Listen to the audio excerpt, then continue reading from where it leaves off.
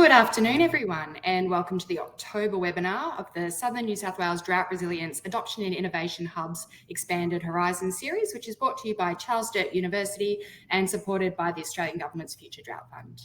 I'd like to start by acknowledging the Wagaya people, who are the traditional custodians of the land that I'm joining you from today, and also acknowledge the traditional custodians of the land from which each of you are joining us today. I would like to pay my respects to their elders, both past, present and emerging, and extend that respect to any other Indigenous Australians who might be present today. My name is Prue Cook. I'm from Nine Creeks Consulting and I'm your webinar host across the series. This webinar series challenges us to think differently regarding how we approach extension and adoption in Southern New South Wales, particularly concerning drought resilience, ag tech and biosecurity. During this series, we've been exposing and engaging hub partners and collaborators with novel thinking and new ideas from other sectors, industries and countries to stimulate new approaches to extension and help drive meaningful practice change in our communities. Our guest for today is Tom Leslie from Quantum Market Research, and Tom and I are going to be exploring the world of market research and how we can ask the right questions to find out what agricultural and regional communities really want. Now, if you've participated in one of these webinars before, you know that we're not really about death by PowerPoint. Tom and I are going to be having a chat about his work and his experiences, and we invite you to participate in a way that suits you by asking questions or sharing your own experiences in the chat function at any time. We will also be sending a recording immediately after this finishes, so if you have to leave early or if you're having any technical difficulties, that will be coming through to you immediately after we finish. Now, welcome, Tom. Thank you very much, Prue. Good to be here. Fabulous. Now, Tom, you are the Research Director at Quantum Market Research, and Quantum Market Research works across a wide range of industries, although your tendency is focusing on both agriculture and regional tourism. What does your day-to-day look like, and what are some of the things that you're currently working on? All right, okay. So Quantum's a Melbourne-based research agency. Predominantly, we do work in Victoria. We span social research, but we also work with a number of major commercial partners. So anything from household names to smaller businesses. A combination of government and, as I say, commercial work. I'm a research director at Quantum. I have about 20 years research experience. And I'm a mixed qualitative and quantitative researcher. So qualitative being hands-on, involved with people, sometimes face-to-face or by phone, sometimes focus groups, but it's always depth of conversation. And quantitative research being surveys where you cover much larger samples, representative samples, and the tendency is to come up with data points as an outcome. Perfect. And just listening to you, I'm guessing that growing up in regional Australia was perhaps not necessarily something in your background. How have you ended up working in regional communities in Australia? Yeah, so I grew up in the UK, in the city actually, between Manchester and Liverpool. I lived in London for a number of years, and now I live in South Yarra in Melbourne. So like definitely not regional Australia. My wife is from Melbourne originally, which is how I ended up here. But the way that I ended up working in with regional communities and specifically in agriculture is based on an engagement that I just happened to have 10 years ago and a real personal interest and affinity, which essentially just meant that I just pursued that direction. You know, it's my own personal interest that's led me here. I also think that it's not necessarily something that's well covered by others. So there was some white space for me to move into. And I think as well in the UK, where of course where I'm educated and where my career started, people have got a lot more thought given to where there are differences between different communities. Like I just said, I'm from between Manchester and Liverpool. So if you get a bus left out of my house versus if you get a bus right out of my house, you're getting into two completely different cultures, and everyone's very aware of that. But in Australia, like it's not given as much credit, but I think it's just as true. Like across regional Victoria, there are lots of different communities and you can account for nuance. And I just think that that approach has been a bit of a unique selling point for me. And I imagine that you'd certainly see that nuance between sectors in agriculture no question. As well too. So to be able to appreciate the difference between somebody who's running a smaller scale operation on their own terms versus somebody who's like a very well established, profitable, or even a corporate operation, and to be able to talk to those differences and the differences in the cultures between those different operations is it's definitely something that I've been building over a number of years. Perfect. Now, Tom, I always like to start these webinars off with a bit of 101, a bit of terminology. So let's start with the real basics. What is market research? You've just spoken about qualitative and quantitative. What's market research in a nutshell? Well, I mean, at its very core, market research is when you make a considered effort to try to understand the forces that are going to influence your strategy, I reckon.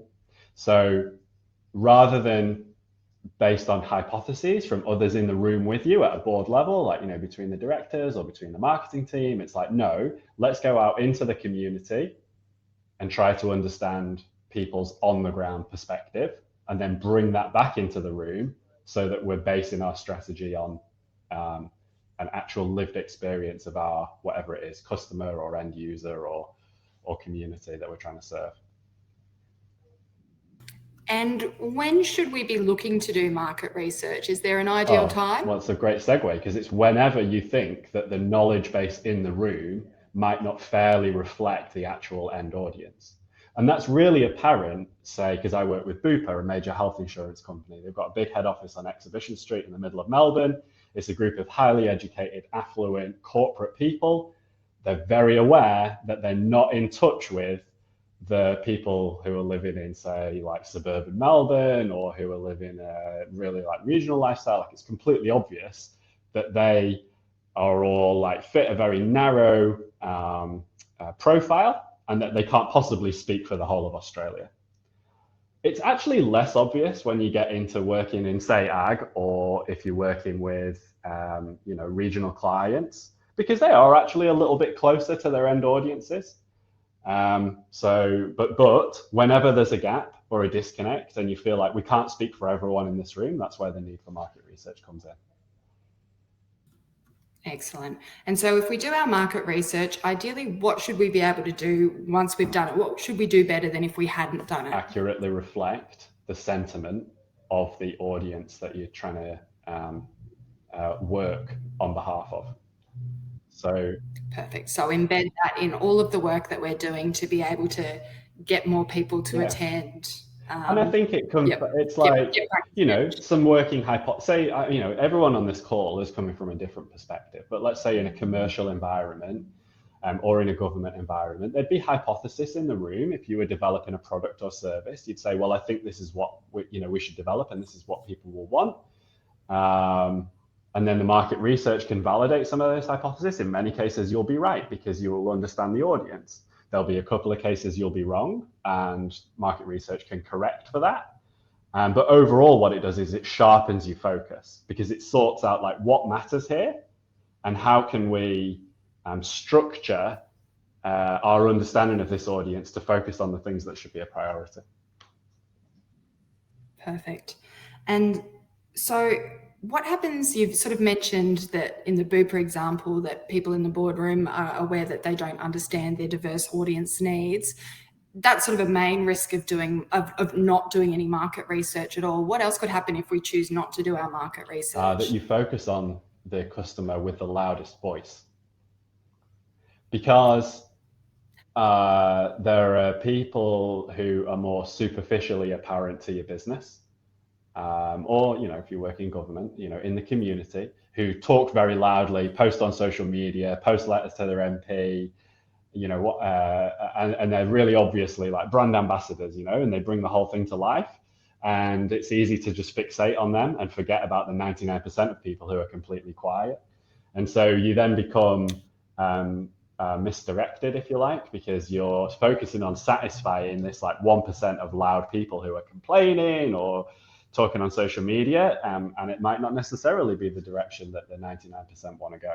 And that happens in communities in regional Victoria, I reckon, more than anywhere, because the voices of the loud minority get amplified even more and there's a very, very quiet majority in these communities.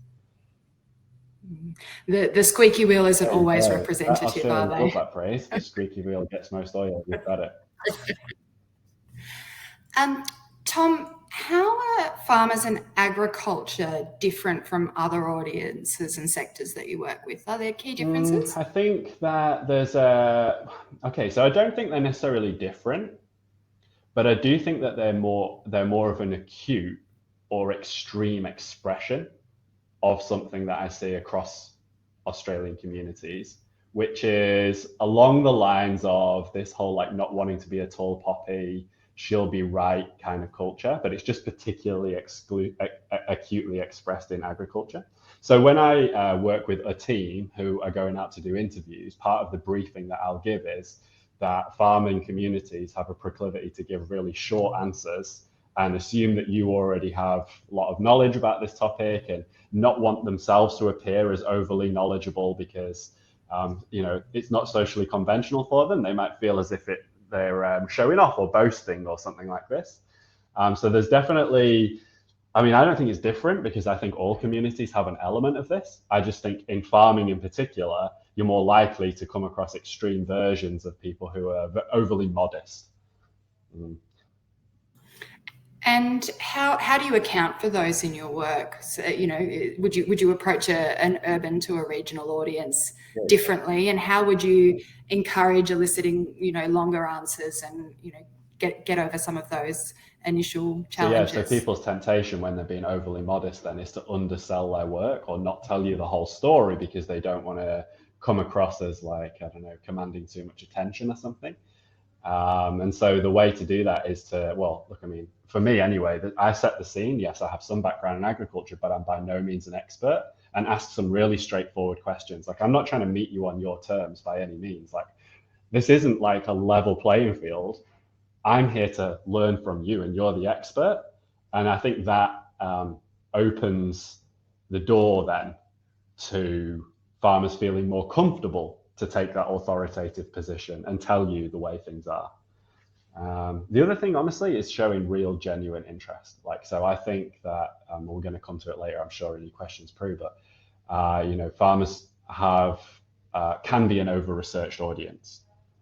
There's a very small pool, and there's a lot of interest in this audience, and so inevitably they get asked for their time to respond to questions or ideas or to take part in things, probably more than the average person. Well, if you want to do it well, then you should be, I think, really committed to that conversation and genuinely and authentically interested in it.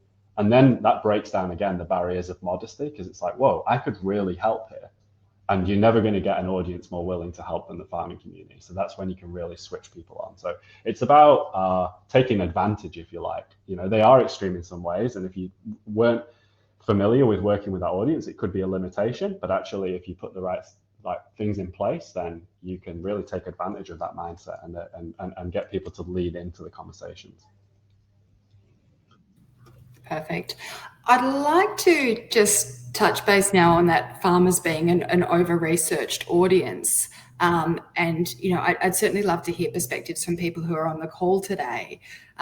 We tend to use surveys a lot, and I know lots of farmers who are sick of completing them, and sick, and a lot of extension providers hate having to hand them out or hate having to make the calls. I was speaking to a farmer the other day who says, I'll probably get about 5 calls a week for phone surveys, and I've had to develop a bit of a strategy in terms of how I respond to them, because I'm keen to provide the information and engage, but there's only so much time I can give to it. What's causing this over competition for farmers' time, and is there a way that we can manage this better? Okay, so it's a very small pool. Someone told me a statistic, and you'll have to fact check this afterward, that there are actually more people living in Bendigo in Victoria than probably a New South Wales example I could give, but there's more people living in Bendigo than there are farm owner managers in the whole of Australia. So naturally, if there's commercial organizations, government organizations, and others interested in farmers' opinions on matters and you're fishing from such a small pool, then each person is getting more contact than average. Your question was how that's managed. Well, like I think, Quantum, the company that I work for, and I feel strongly that we should really be thoughtful about minimizing the burden on farmers. So, you spoke to me about your farmer getting multiple calls and then having to screen for what they were interested in. Well, to me, it seems important that we're asking for the minimum amount of time from that person. So, the survey, if you're writing one, shouldn't be more than 5 minutes and should be less than that if you can focus in on what really matters. That the survey should be really clear about, who it is that's calling, what the nature of the interview is, why we're asking for farmers' time, but most importantly of all, what the importance of their contribution is going to be. And if you can't find out what the importance of their contribution is going to be back to the industry, then maybe the research isn't right, because I think, it's a matter of respect that if we're asking for people's time, that we're able to recognize that there's some sort of feedback loop, like what's the value of that person's time to us. Perfect. So if we focus in on surveys, the two types that people on the call will be familiar with are both email and phone. Let's start with online surveys. When do you use online surveys? Almost never. So farmers, and we're not just exclusively talking about farmers here, really. We were talking about, in the context of agriculture, all the different audiences. So farmers, farm workers, external influencers, the families of farmers and regional communities, they're not as available online as other audiences are. And so if you're doing your survey online, it's just not a representative sample. It just can't be, because they're not available via that channel. The one exception would be is, for example, we work with a major commercial client in Melbourne, which is New Farm. It's an agrochemical provider, and they do have a really good database, and they actually have quite an involved community. Well, in that case, then we are able to get away with an online survey, but that's very much the exception rather than the rule. Perfect. And so phone surveys? Correct. So if you don't already have a list or a database of contacts and you want representation of agricultural audiences from Victoria or New South Wales or wherever, or across or nationwide, then we run a phone survey. And Quantum has developed over a number of years, like a particularly strong approach to those phone surveys that ensures a representative sample. And so when you do your phone surveys, what are the key things that you're considering in terms of length? So as short as possible, and absolutely not more than, okay, so here's the thing, right? You can do a 15-minute phone survey. Like, farmers will answer a 15-minute phone survey, but it's just, imagine you ring 1,000 people. Maybe, these are not numbers. This is just like a thought experiment. Say you ring 1,000 people. Well, maybe 50 will agree to do a 15-minute survey. Like, it's a very low hit rate. Maybe 300 would have agreed to do a 10-minute survey, and maybe half of them, maybe 500 would have given you 2 or 3 minutes of their time. Well, in that case, then the best sample, the most representative sample, comes from the shortest survey. And so it's a win-win situation, right? It's better for the industry because it's less burden. It's better for market researchers because it's more likely that we've got continuity and longevity, and that the industry will continue to be willing to answer these surveys. And it's better for the client because they've got an actual representative sample. If you ran a 15-minute survey and only 1 in 20 people agreed to take part, like, who are those 1 in 20? They're probably not that average, They've got a point of view. They've got a lot of free time, apparently. Like, there's something not right. There's something not mainstream about them. Excellent. So if we're not going to use a survey, what are the other mechanisms that you would use to elicit your market research? So in my view, the majority of research challenges actually don't require a survey. I think that a survey is stereotypically the easy option, because you think, well, if I understand that 20% of people think X and 80% of people feel Y, then that's more reliable than just talking to a handful of people. But from my insider perspective, I would not necessarily agree. superficially seems more reliable, doesn't it? That you've spoken to 100 people and you can say, well, 80 felt this way, so that's a strong outcome. But you don't understand what they understood from the question, how strongly they felt, what the underlying motivations were to feel that way. And so it's wafer thin. To me, far better, particularly in agriculture, where you're fishing from a small pool anyway, to have more significant engagements with people by phone, or increasingly we do it almost exactly like this in like a Microsoft Teams type environment, where you can, I mean, essentially make more of a commitment from your side. Like you give the audience more of your time, they give you a little more of their time. You can understand what they think more comprehensively. Yes, you speak to fewer people within any given budget envelope. Like if you were going to speak to 100 people by like a 5-minute survey, then you might only speak to 10 or 15 in like, you know, a telephone conversation. But I just think you get a much more complete understanding, and okay, you can't put a stat to it, but you still get a lot of confidence in the direction that you then take. Excellent. And so when you're doing these one-on-one interviews, whether in person, online, over the phone, how does that sort of differ from a phone survey? I mean, length is different, but would you have more of sort of less of a structured approach to the conversation and more time to dive into how people think or feel on a particular area, and sort of more flexibility to go where they're particularly interested or skilled? So if you're doing 100 2 or 3 minute interviews, then essentially you're asking closed questions. So it's like, do you agree, yes or no? Or to what extent do you agree? Strongly agree, somewhat disagree, strongly disagree. Like it's on a scale and they're answering like point blank answers. Whereas if you're on the phone with someone or Microsoft Teams, or you're even better, you're on their farm, then they can elaborate on the answers that they give. So you say, to what extent do you agree with this? And it's more conversational and exploratory, and it's more of a complete perspective. You know, you're asking a question about the setting here. Increasingly, I'm finding that farmers and communities actually almost prefer to do this on Microsoft Teams, dare I say, because it allows them the flexibility to schedule and reschedule. And you know, more and more areas are covered by 4G. They can do it on a smartphone or an iPad. I personally love the travel. And so whenever people prefer to do it on farm or in community, I'm there. I'm finding more and more people are comfortable in a Microsoft Teams environment and may even prefer it. Perfect.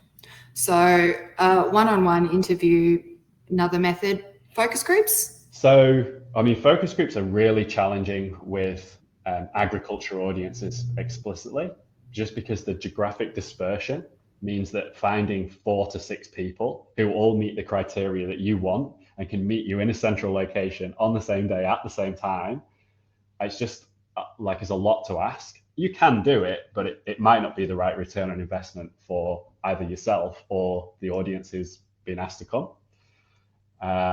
But as I was just talking about, Microsoft Teams is now an available environment, and you know, we are exploring more and more where there are opportunities to do focus groups. Like, to just give you like a really top line answer, I guess suitable to this forum, a focus group is more appropriate when the topic is something that's a shared value. So if you were asking about, like,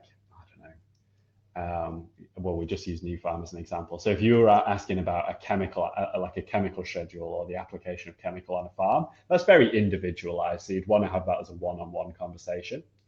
Whereas if your conversation was about something that was a shared value, so let's say, you know, the future of the industry, or a skills shortage, or difficulties with finding seasonal workers, where everyone's going to have a point of view, and that point of view can be built on. So one another will sort of build on one another's ideas and take that conversation further than anyone could do on their own.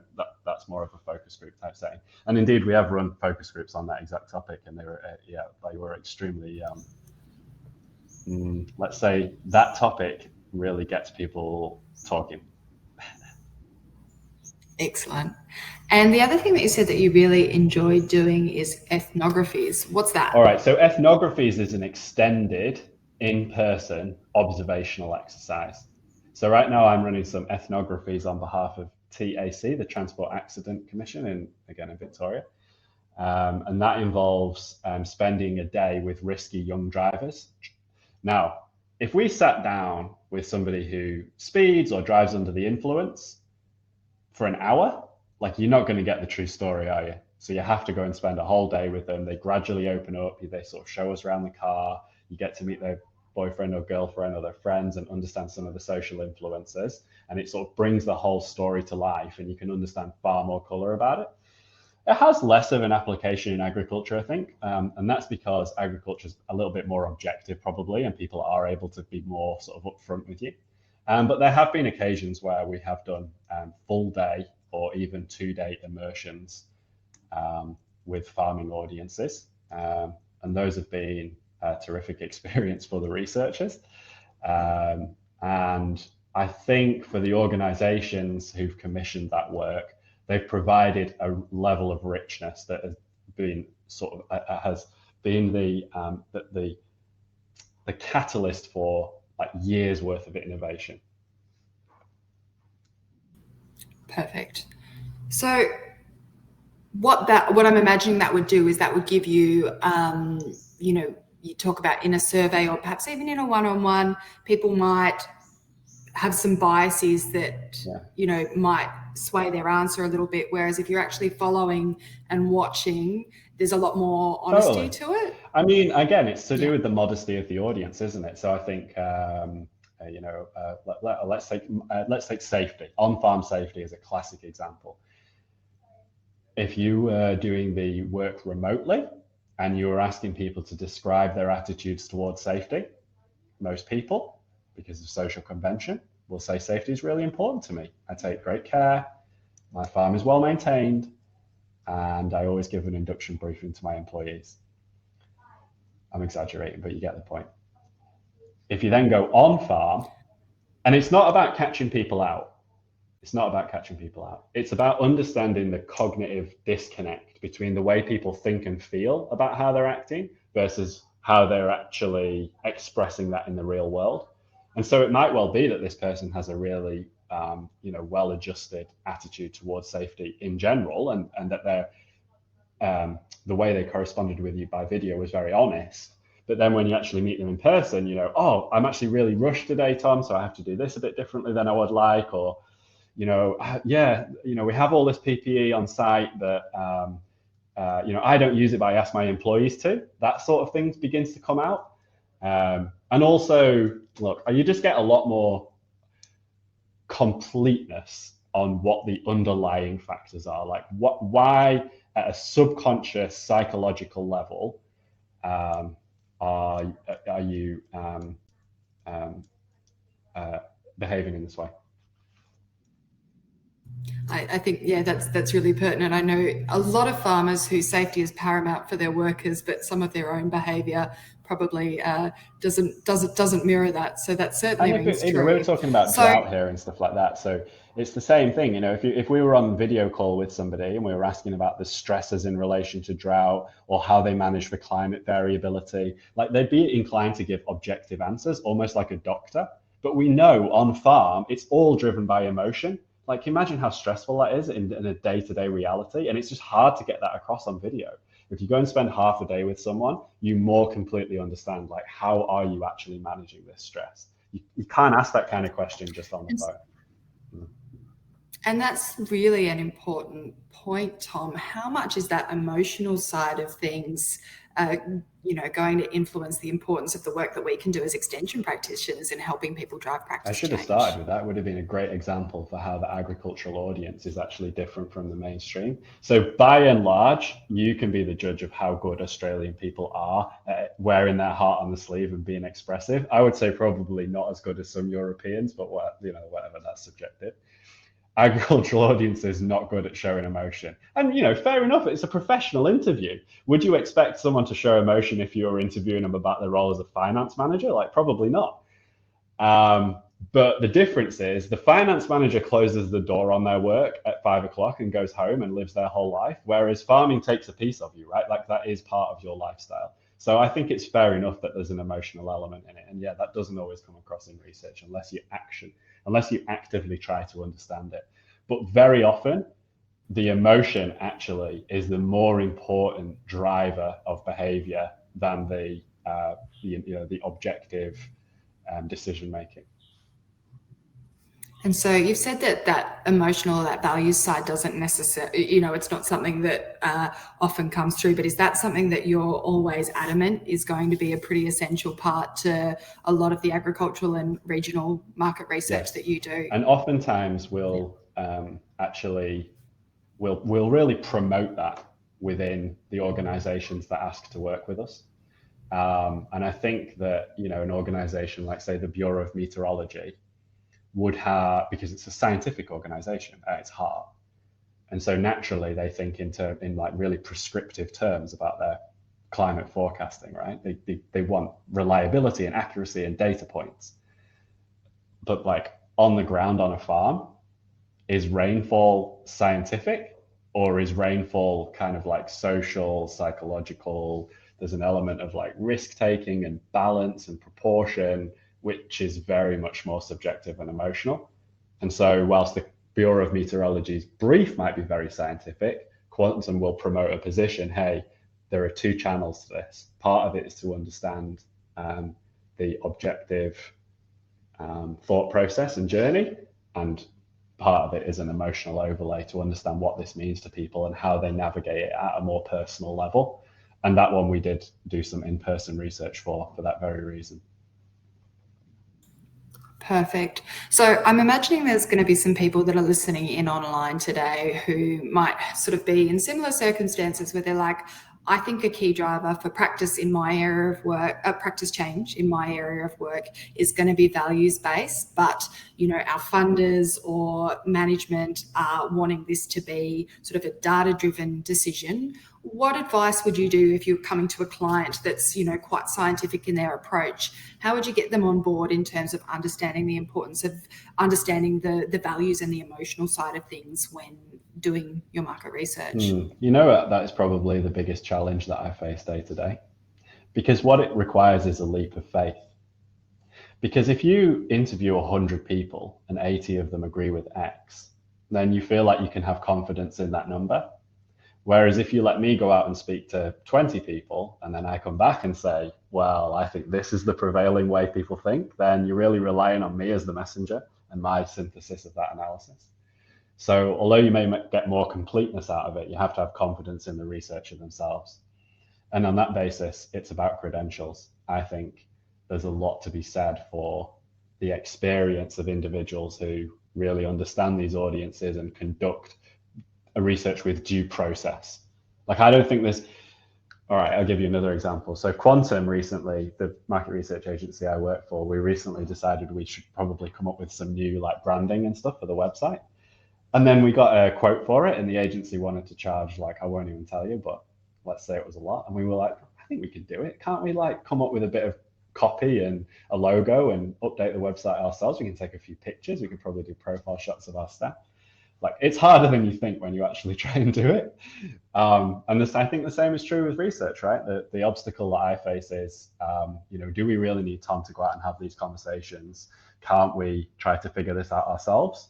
Which is a reasonable perspective, but my view and the answer to your question is due process in the research. So when there's like more kind of methodical approach, an approach which takes account of best practice, then it tightens it up. And I think that's how people then have more confidence.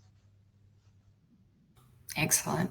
Now I want to go back to your preferred methods for doing market research: one-on-one interviews, focus groups given the right topic, and ethnographies. These still place demands on farmers' time. What's your advice for how we manage farmers' time? Do you compensate farmers for their time with these activities? Any audience gets compensated for their time. Any professional audience gets compensated commensurate with the fact that they're giving you part of their working day. So whereas a consumer interview, you might pay sort of $60 to $80 as a thank you, then for a professional audience, you pay much more. Many times farmers say to me, I'm not worried about it. Like, they say, I'm not participating for this reason. And actually, you wonder, do we really need to pay? But I think it's appropriate to pay. I just think that's respectful of people's time. So your question was about paying people. Yes, we pay them, but it's not the main incentive for people to take part. If you're relying on just paying them, then I would not consider that quality research. If people are only taking part for the money, then I don't know. I don't enjoy that type of work, because I prefer the type of work that's like in the best interest of everyone. Yeah. And so you mentioned that for a lot of farmers, they'll participate because they see right. value. And that's about you articulating really clearly upfront, this is what the value is. And do you offer something, here's a report at the end of it, or, what's the follow through that's really important? Well, okay, so there can be a report at the end of it, and that happens. But more common, I think, is the farmer getting an opportunity to get an inside look and potentially shape the direction of something that's being developed. So we used a few examples, didn't we? Safety strategy, climate forecasting strategy, agricultural chemical developments. Like, these are all of interest to farmers. I mean, it's their day to day. So being able to talk about it, being able to get a perspective on some leading edge thinking, because very often that's what this is, right? We're developing new ideas and ways of doing things, and the farmers want to get to learn a little bit of something. And then as well, being able to shape the outcomes. Ultimately, if we're developing a climate forecasting tool and farmers are going to use it in the future, then the opportunity to have a hand on the tiller and just steer it in the direction that would suit you can be quite compelling. Excellent. Now, a lot of extension practitioners, and what we're seeing more in a lot of the projects that we'll be taking on, is this requirement to demonstrate impact over the course of a project. So, there's some evaluative type market research that needs to occur there. Often, though, it doesn't seem to be appropriately funded within projects. What would your advice be to organisations, extension practitioners, in terms of how they can do their evaluation without contributing to this huge market, survey fatigue and engagement fatigue? Yeah, I've got a good answer for that. It's a well-rehearsed answer.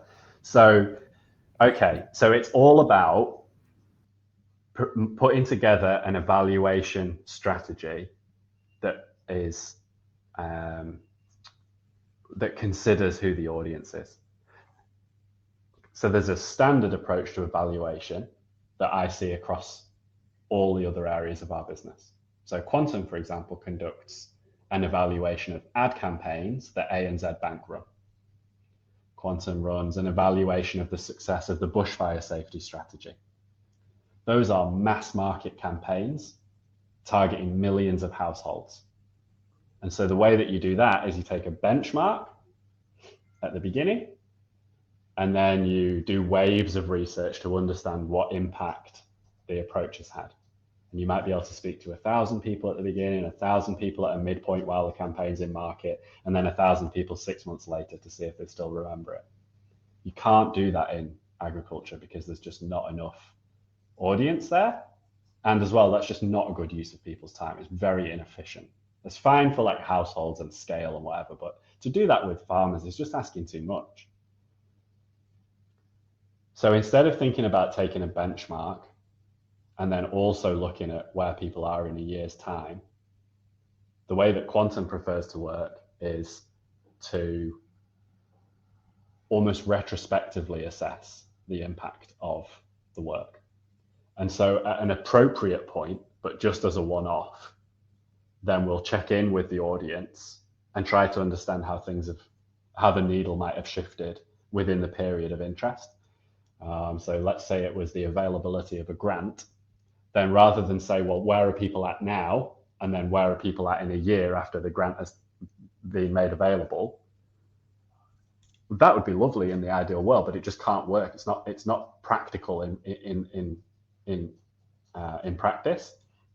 So instead, you make it essentially a compromise, but a necessary and a worthwhile in the long-term interest of agriculture compromise, which is to instead just do the evaluation at the end point and look backward and say what proportion of people were aware of, took the grant, how did they use the grant, when it really matters.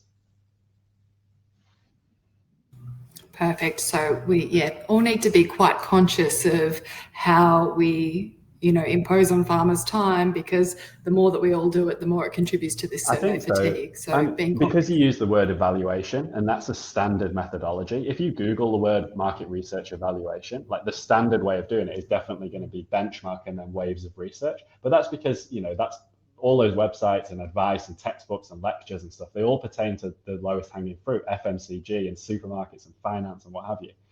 But in ag, things are different. So it's just about, I don't know, it's adjusting the methodology to be suitable for the audience that we're working with. And Tom, Holy Grail, we sort of see that big data is giving, for those mass markets that you talk about, the ability that we can passively collect, market research data based on online searching habits. Is that possible for Australian regional communities in agriculture, or is it just too small an audience? I don't think so. So the big data that I work with can be, FPOS data. We work with the Australian ski resorts have a database of every ticket that they've sold in 2022, and a whole range of information they've collected about all those people that have bought tickets. Like, that's the sort of scale that I think of for big data. But I mean, there's no such focal point for Australian agricultural communities. Like, they're not all tapping a card at the same spot or filling in the same online form. Like, they're so disparate and diverse that I just don't think anywhere on the horizon is there a place for big data. I'll be corrected on that, but that's my view. Look, I was hoping, but let's hope you stand corrected. I just can't imagine what it would be. I mean, if anything, it's the opposite. Like, things are becoming more fragmented. There was a time when at least everyone was listening to the same radio station or watching the same TV channel in the evening, but that isn't even true now. I've been on farms recently. They're like watching Netflix and stuff. It's like they've got less in common, with their neighbor. They don't necessarily all conform to the same channels as in the way that a local community would have used to have done. And to think that way is actually your thinking is out of date. Great. So Tom, we've talked about the tools that we want to use to conduct our market research. We now need to develop the questions that are going to give us useful and actionable information. Let's start with the don'ts. What do you see that people usually get wrong?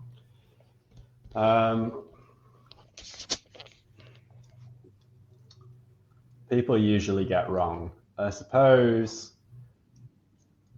Maybe, I don't know. I mean, there's all sorts of things, isn't there? Like basing the context of the questions on some assumptions that aren't necessarily correct without checking the assumptions first would be a common one. I suppose another one would be like a lack of direction. And so I'm all about focus. I'm saying, like, if you want to engage audiences, let's try and make this a 30-minute conversation or a 2 to 3 minute interview. Because I think that's essentially isn't that really famous saying, I didn't have time to write you a short letter, so I wrote you a long one, as if to say focus requires more effort than just being general. Yeah, that's the most common thing is like asking people to sharpen what it is that they're asking. And that can be for two reasons. One, it can be because of a lack of focus and thinking that's gone into it. But the other is because lots of things can be generally interesting. Like, wouldn't it be nice to know X? Like, while we've got farmers time, can we not ask this as well? It's like, well, you can, but the best return on investment is to be a bit sharper with what you're asking, so that we can unpack that particular thing in the level of detail that it deserves. Perfect. Let's talk about some practical case studies, Tom. You mentioned earlier the work that you did around climate forecasts. How did you go about designing those questions for that piece of work, especially considering that factoring in emotions and values was something that you felt was really important to getting to the guts of that piece of work? Well, I suppose the first thing to note, particularly in relation to the climate forecasting piece, was that significant research already existed. And I think that's really important too, is, I suppose it's all in the vein of efficiency and making the best use of people's time. One thing is to sort of avail yourself with as much information as already available. And so we did a synthesis of existing information as a foundation. And then we said, okay, within that, what are the knowledge gaps? What do we not know? What can we not say that we already understand well? And then the next step is, that particular research project included both a qualitative and a quantitative component. So there was a need to explore the topic conversationally and understand the emotional drivers. But at the same time, I mean, because it's for a major investment, there is a need for the whole 80% thing X. We can't just rely on the researchers' synthesis of speaking to a handful of people. We do need a significant survey as well, which is completely understandable. And so then it became about sequencing. So the first step is very much developing the foundation of existing knowledge. And then you go, well, hold on, do we run the survey next? Or do we run the conversations next? And the answer in this case, and in most cases, is you run the conversations next. Because once you've done the conversations, then you're completely informed to actually write the survey. And that can be another fault. You were talking about pitfalls or whatever. A pitfall can be that you develop the survey questions, that the 2 to 3 minute by phone speaking to 100 people type of survey questions based on your own existing knowledge, but you actually don't know a lot of stuff that you could have found out by having conversations. So in the case of that climate forecasting piece, it was developing a foundation of knowledge based on what existed already, a series of conversations to explore some of the knowledge gaps, and then develop an appropriate survey that was focused to the things that we really needed to demonstrate to inform the strategic development of that platform. Beautiful. And we'll finish off talking about one more case study, your recent work with WorkSafe, which is looking at culture as the driver for changing attitudes and behaviour regarding farm safety. Can you just have a chat through that piece of work and why you felt that culture needed to be at the centre of the practice change? So actually, that's a change in the way that WorkSafe think that has been based on some market research, I would say. So WorkSafe make lots of resources and tools available, and many of them are very well informed and would actually be really useful. The problem is that if the farmers don't already have a motivation to use those resources and action some of the advice, the fact that the resources are available is somewhat redundant. So what in effect WorkSafe were doing, and I hope this is off the record, I'm aware it's been recorded, what in effect WorkSafe were doing is hosting lots of safety information, but for an audience that's not necessarily bought into that direction. And that's why it became a culture change piece, because it was like, well, we can produce all the information, but ultimately, unless people are buying into it, then it won't serve its purpose. And so it's about, go on. You go.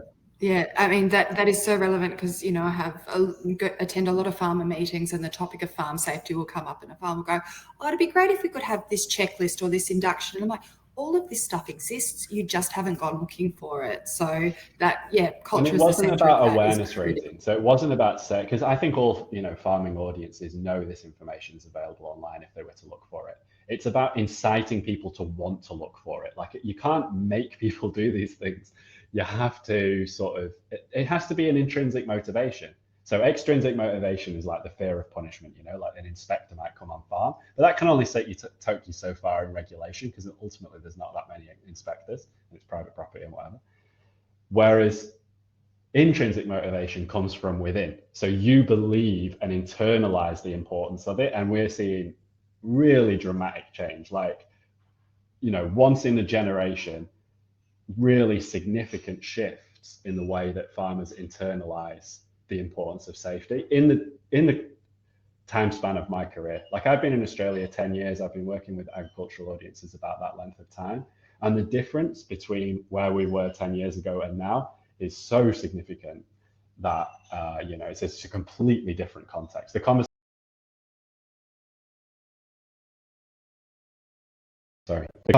about safety are an order of magnitude different. Perfect. I lost you for 1 second there, Tom, but Yeah, I lost you. I'm not sure what happened. Sorry, I'm back. It's oh good. I think we're back online. People can let us know if that's not the case. Beautiful. So that brings us to the end of the structured conversation that we've got, Tom. Now's the opportunity for people in the audience to type in any questions that you might have for Tom, or contribute your own experiences, thoughts, frustrations, etc. Tom, we finish up each of these with a little bit of a show and tell, in terms of, understand that, you know, an hour is certainly not enough to make everybody an expert, but here's some resources and some bits and pieces that other people might be able to go to and learn a little bit more. You've provided me with a list, which I'm going to pop up now, so everybody should be able to see a pop-up that they can download. Do you want to talk us through what's on your list? So I think when we talked in advance of this, Prue, the piece of work that you were most interested in and that you felt could be most relevant to this audience was that cultural change piece, just because it takes account not only of the the awareness raising and more functional things that someone can do, but also that emotional element, which has sort of been at the heart of our conversation as we've been talking for the past hour. Well, that area of work is known as behavior change. So essentially, there's a whole, you could spend the rest of your life investigating this topic. Behavior change as a subject is a profession, is a discipline in of itself. And the profile of behavior change among the general public is increasing with time, but I still think it can be quite an inaccessible topic. And so what I did was crowdsource around Quantum's consultants what some people's preferred sort of general audience media was. So we've got a range of books, podcasts, short videos. They're actually TED Talks. They're really good. I'd say that would be where I'd start. And also a paper, which is more like a textbook on that topic, so that people can get more of a feel for behavior change and the confluence between emotional and rational thinking, and how that then impacts on what people do. Our last month's webinar with Courtney Ramsey actually recommended this same book, which she's left behind on my desk. So there is continuity coming through here in your show and tell resources. We call that that's a trend in research, Prue. I'd report that back as, that's the thought process people have. So yeah, that's it. It's unanimous. Tom, we've had one question come through from Belinda. Would Tom please expand on the evaluation strategy that focuses on a retrospective evaluation and assessment? So Belinda. Yeah, okay. Yep. Okay, so best practice for an evaluation is to set a benchmark so that you know where the audience is at today, and then evaluate after a period, let's say a year, and say, well, this is how things have changed. The fault with that in the context of agriculture is that it's burdening the audience, because you are having to engage them twice at a significant scale. Because if you want to notice the difference statistically, you have to have like hundreds of people in the benchmark, hundreds of people in the evaluation. The second fault with it is because it's not the same as running multi-million-dollar campaigns, which is what all this best practice is based on. Because loudest voices, FMCG, finance, things that are advertised on TV, that's what you think of, as an evaluation exercise. Whereas in the context of ag, it's a smaller scale, it's a smaller audience, and we have to be more realistic about what that change is going to be. It might not be measurable by statistic. And so instead what you do is the appropriate compromise is to make a retrospective evaluation. I feel like I've explained the same thing again, Prue, as to what I did originally. Whether I'm expanding on that, I'm not sure. What sort of expansion could Belinda, if you want to be a little type a little bit more, if there's a particular area of that you'd like Tom to get into, feel free to type it in now, and we can respond and see if there's any other questions. While we give Belinda an opportunity to type in her questions, and Tom can answer them, I'm just popping up the registration for our final webinar You should see it on your screen now. So this webinar will be on Thursday, going back to Thursdays, the 3rd of November at 3 p.m. Australian Eastern Standard Time. And we're going to be talking with Michelle Miller from the Australian Centre for Social Innovation. If you participated in our July webinar on co-design with Joe Eady, Taxi was one of the organisations that Joe mentioned in her show and tell. And I'm really looking forward to speaking with Michelle. It's going to be our last webinar for the year. So it's going to be a little bit of a mixed bag chat, as Michelle has worked on such a really diverse range of projects, social projects in regional settings. But what a large part of our focus is going to be is this. In regional Australia, the story usually goes something like this. Expert from the city flies in, delivers a one-day workshop, flies out, and then you're left to figure out how to turn this learning into some action on the ground. So if this resonates with you in your region, then my chat with Michelle is going to be right up your alley.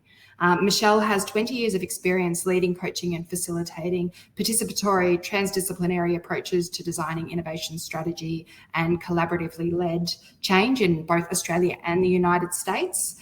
She's been involved in a broad range of contexts, from startups and small business, large commercial enterprises, rural regional communities, public service, government, philanthropy, not-for-profit. The consistent thread in her work is a dedication to building capability and capacity for innovation and systemic change through design-based approaches. She's currently working on a PhD at UTS, and that's around designing regenerative transitions. And she has a business experiment as part of her PhD called Transition Ag. So register for that now if you're interested. Belinda has come back, Tom. So without a benchmark and a measure, this would all be subjective and reliant upon the quality of the researcher. There's a problem with credence.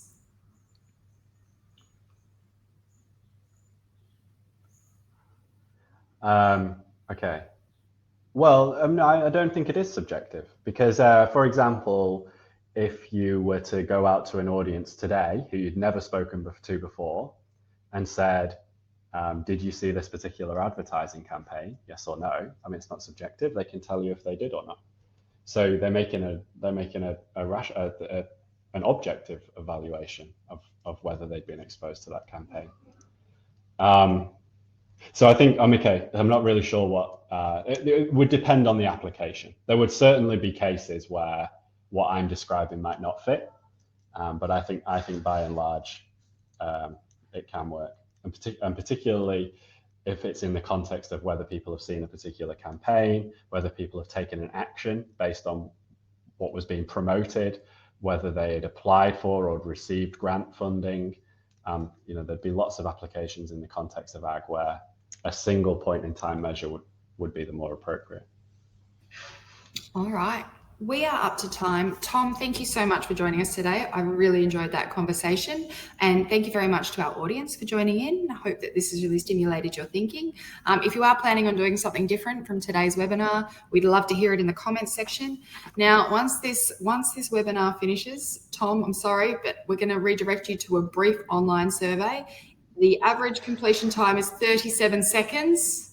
So it would be very much appreciated if you could please fill this out for us. It's really important to help us plan and evaluate this and other activities, and gives us ideas for other webinar topics that we can run in the future that meet your needs. Thank you again for participating in today's Expanded Horizons webinar, delivered by the Southern New South Wales Drought Resilience Adoption and Innovation Hub. I hope you all have a lovely day. Thanks very much, Craig.